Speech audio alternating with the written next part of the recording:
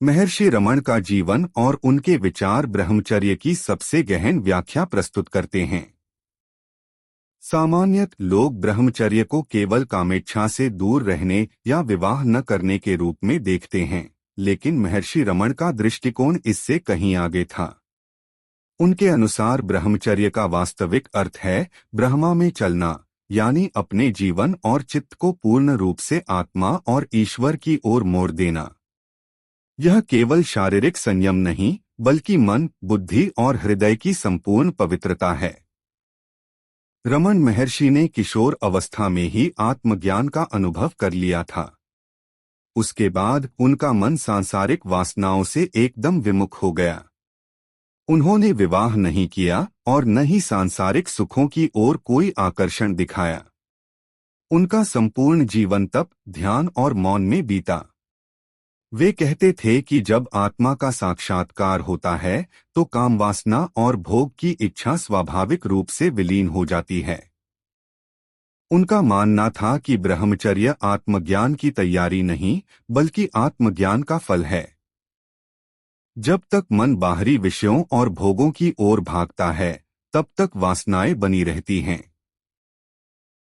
लेकिन जब मन आत्मा में स्थिर होता है तो भीतर की शांति इतनी प्रबल हो जाती है कि कोई भी बाहरी आकर्षण मन को विचलित नहीं कर सकता।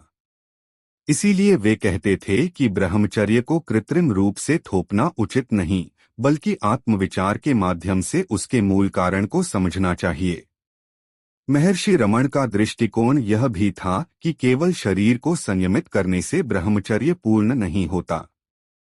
यदि मन में वासनाएं चल रही हैं और केवल बाहरी आचरण संयमित है, तो यह अधूरा ब्रह्मचर्य है।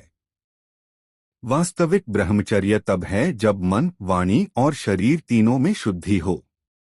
इसके लिए उन्होंने आत्मविचार की साधना बताई, बार बार स्वयं से प्रश्न करना कि मैं कौन हूँ। जब साधक इस प्रक्रिया में गहराई से उतरता है तो उसे अनुभव होता है कि वह वासनाएं या देह नहीं है, बल्कि शुद्ध आत्मा है। इस अनुभूति के साथ वासनाएं स्वतः नष्ट हो जाती हैं। साधक के लिए ब्रह्मचर्य का पालन अनेक लाभ देता है।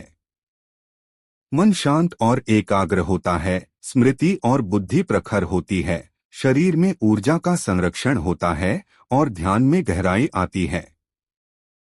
यही कारण है कि आध्यात्मिक साधना में ब्रह्मचर्य को एक आधार माना जाता है। महर्षि रमण ने समझाया कि यह किसी दमन या बंधन से नहीं, बल्कि आत्मा की ओर लौटने की स्वाभाविक प्रक्रिया से आता है। जब उनके शिष्य ब्रह्मचर्य की कठिनाई बताते तो वे सहजता से कहते कि यदि तुम वासनाओं का पीछा करोगे तो असंयम रहेगा, पर यदि तुम आत्मा का बोध करने का प्रयास करोगे तो वासनाएं स्वयं ही समाप्त हो जाएंगी। इस प्रकार वे ब्रह्मचर्य को किसी कठोर नियम या तपस्या की तरह नहीं, बल्कि आत्मज्ञान का सहज परिणाम मानते थे। आज की भोगवादी और तनावपूर्ण जीवन शैली में महर्षि रमण का संदेश और भी प्रासंगिक है। लोग बाहरी सुखों में तृप्ति ढूंढते हैं और असंतोष, तनाव और असंयम का शिकार हो जाते हैं। परंतु यदि वे आत्मा की ओर लौटें और भीतर की शांति का अनुभव करें तो वासनाएं स्वतः नियंत्रण में आ जाएंगी। ब्रह्मचर्य केवल साधु संतों के लिए ही नहीं, बल्कि हर व्यक्ति के जीवन में स्थिरता, पवित्रता और संतोष लाने के लिए आवश्यक है।